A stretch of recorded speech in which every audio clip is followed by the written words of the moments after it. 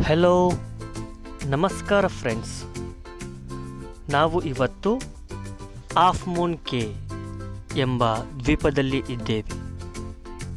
ಈ ದ್ವೀಪವನ್ನು ಮೂಲತಃ little San ಸಾಲ್ವದೋರ್ ಎಂದು ಕರೆಯಲಾಗುತ್ತಿತ್ತು. ಆದರೆ ಆಲೆಂಡ್ ಅಮೆರಿಕಾ ಇದನ್ನು 1996ರಲ್ಲಿ ಖರೀದಿಸಿದ ನಂತರ ಹಾಫ್ ಮೂನ್ ಕೇ ಎಂದು ಮರುನಾಮಕರಣ ಮಾಡಲಾಯಿತು. ಅದಾದ ನಂತರ ಇದನ್ನು ಕಾರ್ನಿವಲ್ ಕ್ರೂಸ್ ಲೈನ್ ಖರೀದಿ ಮಾಡುತ್ತಾರೆ.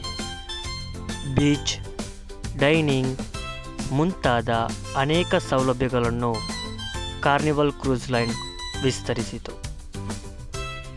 ಎಕ್ಸೆಲ್ ಹಡಗುಗಳಿಗೆ ಮೊದಲ ಬಾರಿಗೆ ದ್ವೀಪಕ್ಕೆ ಭೇಟಿ ನೀಡಲು ಅನುವು ಮಾಡಿಕೊಟ್ಟಿತು.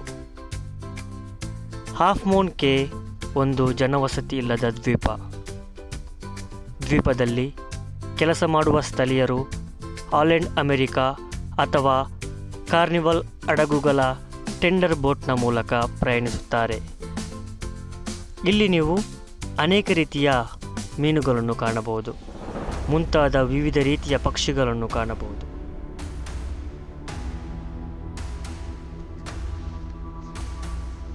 ನಿಮಗೆ ಈ ವಿಡಿಯೋ ಇಷ್ಟವಾಗಿದ್ದಲ್ಲಿ ಲೈಕ್ ಬಟನ್ ಪ್ರೆಸ್ ಮಾಡಿ, ಸಬ್ಸ್ಕ್ರೈಬ್ ಮಾಡಿ, ಶೇರ್ ಮಾಡಿ, ಕಮೆಂಟ್ ಮಾಡಿ. ಧನ್ಯವಾದಗಳು.